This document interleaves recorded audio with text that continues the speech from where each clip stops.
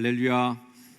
11월이 시작되었습니다. 12월 2023년이 마치는 그 순간까지 하나님께 집중하는 시간 되시길 축복합니다. 서로 한번 축복해 주겠습니다. 집중하면 성장합니다. 집중하면 성장합니다. 성장하려면 집중해야 됩니다. 여호수아의 말씀을 계속 이어가겠습니다. 정복하라 시리즈 말씀을 금요일날 전해왔는데요. 주일날도 이번 주일은 또 선시저 목사님이 오셔서 끊어지면 안 될 것 같아서 주일날로 이어가겠습니다. 이스라엘 백성이 기나긴 광야 생활을 마치고 요단강을 건너 가나안 입구에 드디어 도착합니다. 가나안에 들어가려면 꼭 통과해야 될 관문이 있죠. 난공불락의 성, 강건한 성, 세계에서 가장 오래된 고대 도시 중에 하나인 여리고를 통과해야 합니다. 요단강을 건너는 위에 백성들 아주 사기가 충천했어요. 야, 우리 다 할 수 있어. 자신감, 믿음도 넘쳐나고 있었던 때입니다. 근데 문제는 이스라엘 군대들이 체계적인 군사교육도 못 받았죠. 실제로 전쟁 경험도 지금 없죠. 이런 것이 문제점입니다. 제일 위험한 게 뭐예요? 사기는 충천한데 실력은 없는 거죠.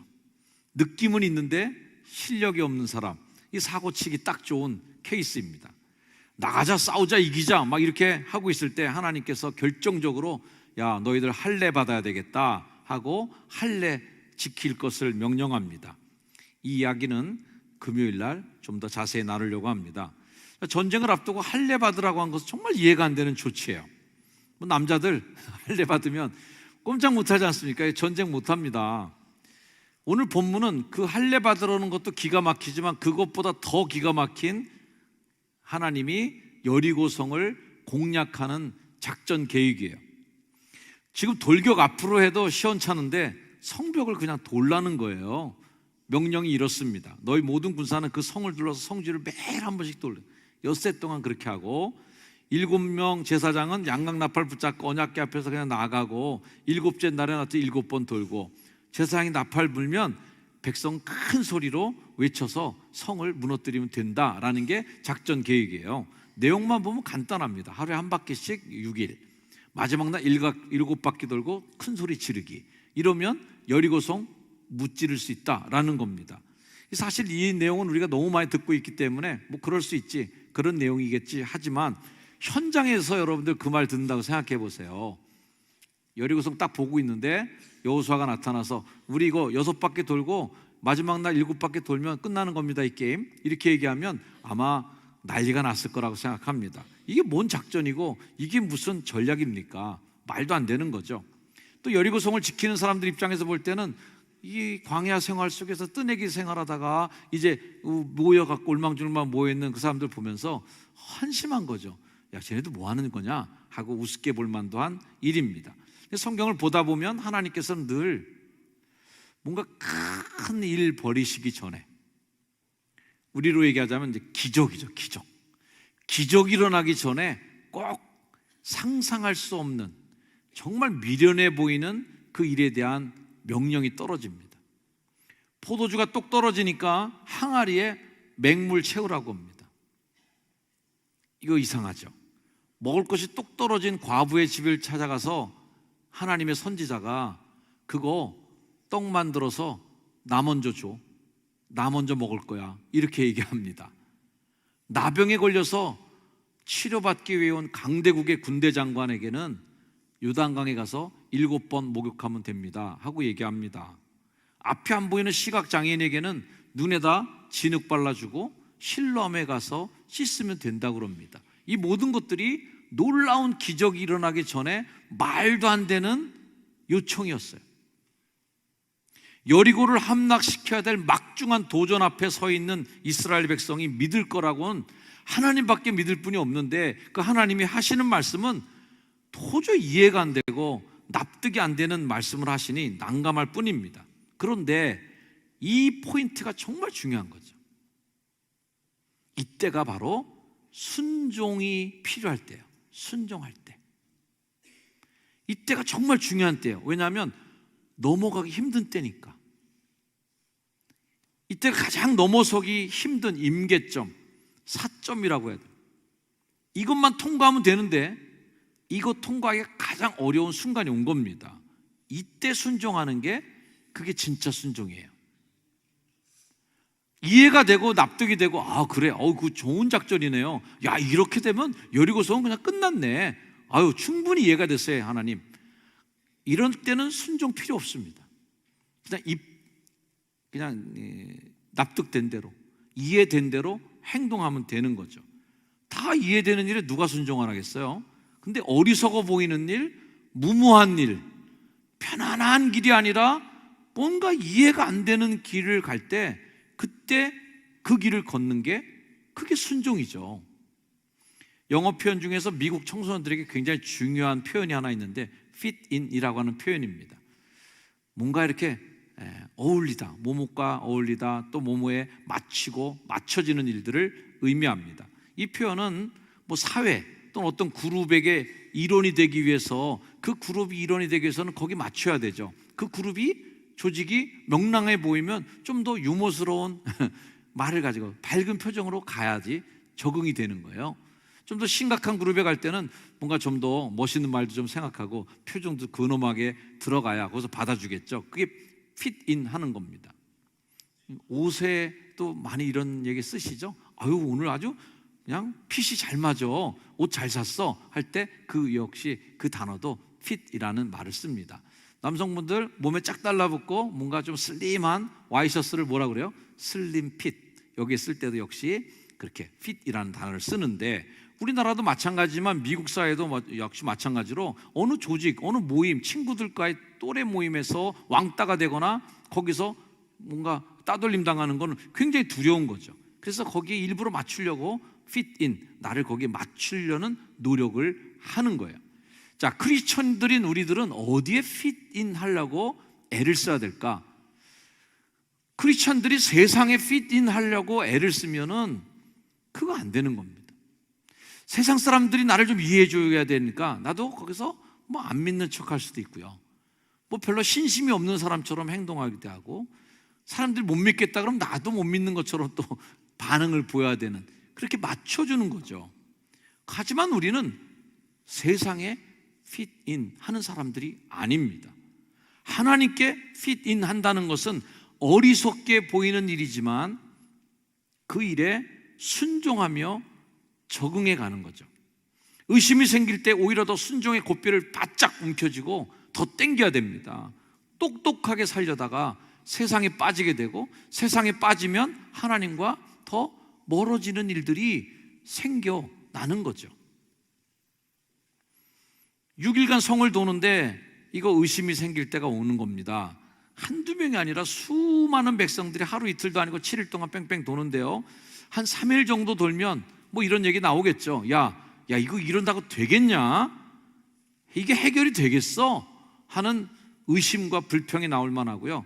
야, 뭐 돌가루라도 좀 떨어지고 징조가 있어야 되는데 아무것도 안 일어나고 있어 라고 불평이 나올 만합니다. 그래서 이 말씀에 고개가 끄덕여지는 게 10절 말씀이에요.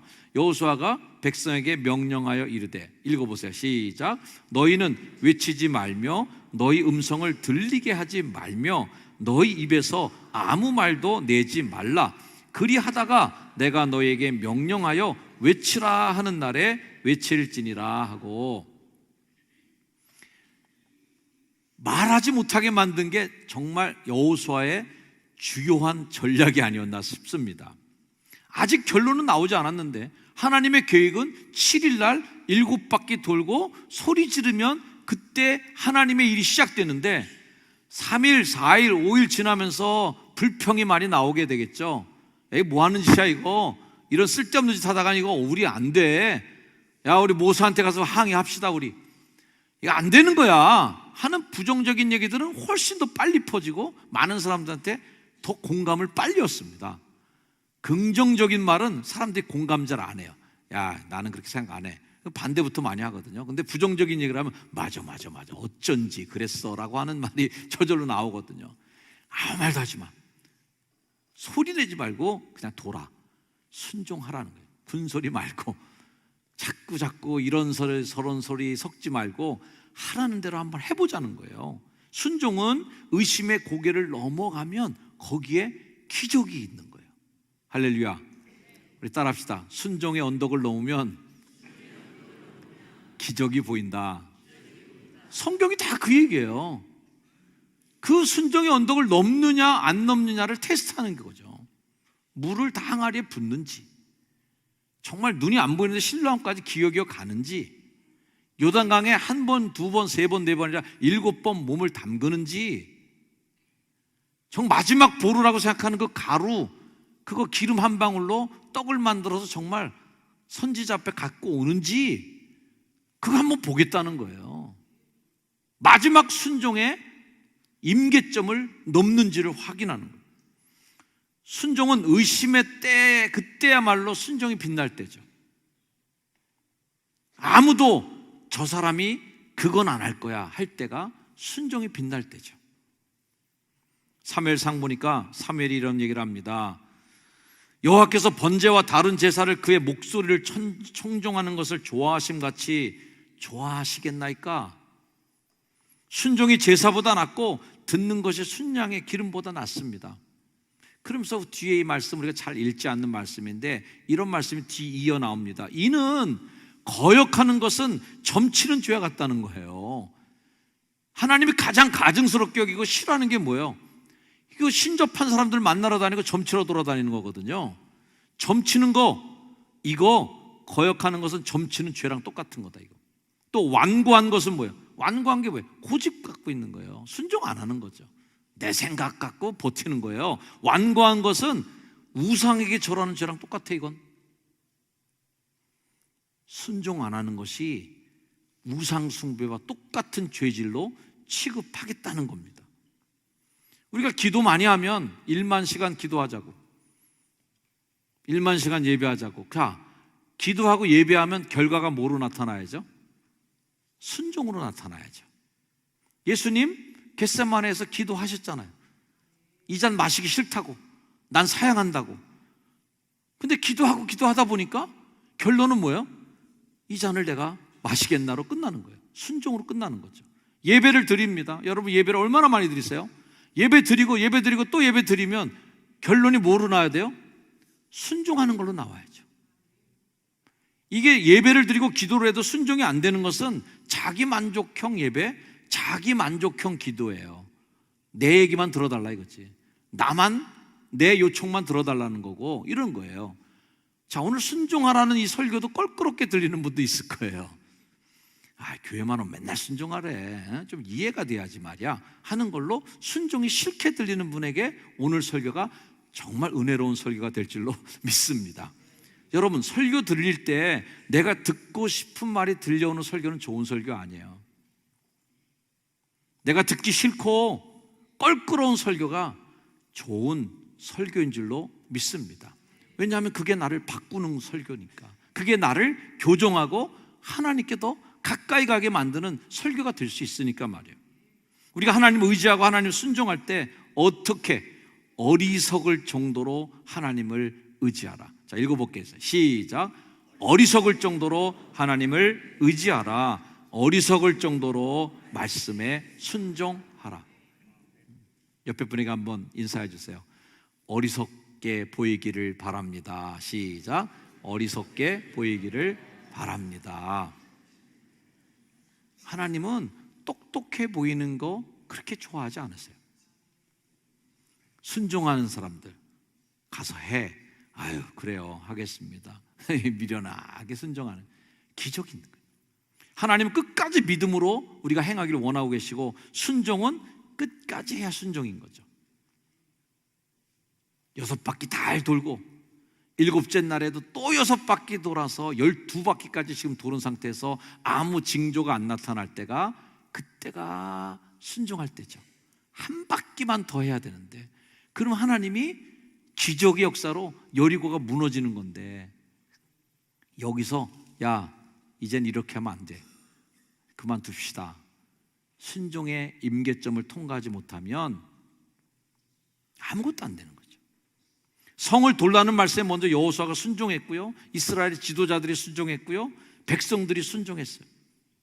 그렇게 끝까지 모두가 순종할 때에 마지막 그 정점의 순간에 성이 무너지는, 손도 안 대고 성벽이 무너지는 놀라운 하나님의 승리가 주어진 줄 믿습니다. 내 계획하고 하나님의 계획이 다를 때 그때 내 마음이 불편한 게 중요한 게 아니에요. 하나님이 원하시는 일을 계속 행동하는 것, 하나님께 순종하는 자세가 그때 필요한 거예요. 여러분, 신앙생활하는 거 전혀 부담스럽지 않게 신앙생활하는 거 절대 좋아하지 않기를 바랍니다. 예배당 다니는데 부담이 없어. 그렇게 되면 어떻게 될까요? 비는 쏟아지는데 방주의 문이 닫힌 걸 보게 될 거예요. 방주를 짓는 부담감을 갖고 있던 순종하는 노아가 산 꼭대기에다 배를 짓는 부담감을 갖고 그가 살게 되는데, 다른 사람들은 이해도 안 됐고 납득이 안 되죠. 그래서 편안하게 생활하다가 방주의 문은 닫히고 마지막 구원의 문이 닫히는 거예요. 눈에 보이는 성벽만 여러분이 안 보일 뿐이지 지금 여리고성 앞에 있는 백성들과 여러분의 처지는 똑같을 거예요. 여러분 앞에도 해결 불가능한 벽이 보일 거예요. 내가 넘어서기 어려운 장벽이 보일 거예요. 내가 어렵게 정말 저 성벽을 넘을 수 있을까 싶을 정도의 심리적 벽이 존재할 수도 있어요. 전쟁은 하나님께 속한 것인 줄 믿으시고 하나님께 순종하는 여러분 되길 축복합니다. 꼭 기억하세요. 우리 한번 외쳐볼까요? 순종이 이긴다. 시작. 다시 한번, 순종이 이긴다.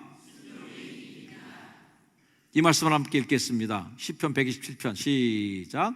여호와께서 집을 세우지 아니하시면 세우는 자의 수고가 헛되며 여호와께서 성을 지키지 아니하시면 파수꾼의 깨어있음이 헛되도다. 자, 세우는 자의 수고, 파수꾼이 잠도 안 자고 깨어있는 거 굉장히 열심히 하는 거예요. 근데 이게 헛되게 되는 게 언제? 하나님이 안 도와주면, 즉 하나님께 순종하지 않으면 깨어 지키고 열심히 세우고 이거 다 말짱 꽝이 된다는 거예요. 똑똑하다고 자신하는 일들이 헛것이 될 때 얼마나 낙심하겠어요. 하나님은 우리에게 능력 더 갖추라고, 스펙 좀 더 높이라고 하시지 않습니다. 하나님 우리에게 요구하시는 거 한 가지, 순종하라고. 순종 그 한 가지를 못하니까 그 좋은 에덴 동산을 뺏기고 쫓겨나고 가시와 엉겅퀴가 나는 땅으로 내몰리는 거예요. 여리고성 앞에 있던 이스라엘 백성들은 단지 순종했을 뿐인데 이미 전쟁은 끝나고 있었다. 1절 말씀에 보니까 이스라엘 자손들로 말미암아 여리고는 굳게 닫혔어요. 출입하는 자도 없어요. 이미 여리고는 지고 있었다. 정예 부대가 있고 이미 성벽을 갖고 있고 체계화된 도시 국가를 이루고 있었던 여리고 입장에서는 광야에서 그냥 정말 거렁뱅이 같은 사람들이 거기 와서 돌고 앉았는데 그거 가서 쳐야죠. 근데 수비로 바뀌었어. 야, 우리는 안 돼. 문 걸어 잠궈. 꼼짝 말고 있어. 쥐죽은 듯이 조용해. 한때는 이스라엘 백성들이 여리고 보고 우리가 메뚜기 같다고 생각했는데 이제는 여리고성 사람들이 자기들이 메뚜기인 줄 알아. 이미 진 거예요. 잠언의 말씀에 보면 악인은 쫓아오는 자가 없어도 도망하나 의인은 사자같이 담대하니라. 할렐루야. 여리고는 쫓기지도 않는데 벌써 도망치고 앉아있는 중에 있었다. 하나님이 일하고 계신 줄로 믿습니다. 정신을 똑바로 차리고 하나님께 순종해야 해요. 끝까지 제대로 순종해야 순종의 열매가 보입니다. 생각과 입술을 다스리세요. 아무렇게나 살지 말고 하나님의 말씀에 순종할 때, 똑똑한 게 아니라 신실할 때, 하나님의 그 말씀에 복종하게 될 때 하나님이 이기게 하시는 은혜가 부어질 줄로 믿습니다. 우리 함께 외쳐볼까요? 믿음이 이긴다. 순종이 이긴다. 연결해서 시작. 믿음이 이긴다. 순종이 이긴다. 한 번 더. 믿음이 이긴다. 순종이 이긴다. 제가 주먹 쥐니까 따라 하시는 분 있었는데 다 같이 한번 해봅시다. 자, 주먹 불끈 쥐시고 시작. 믿음이 이긴다. 순종이 이긴다. 할렐루야. 기도하겠습니다. 하나님, 기적이 일어나기 전에 순종하기 힘든 고비가 그렇게 높은 언덕길이 우리 앞을 가로막을 텐데 하나님 잘 통과하게 하옵소서.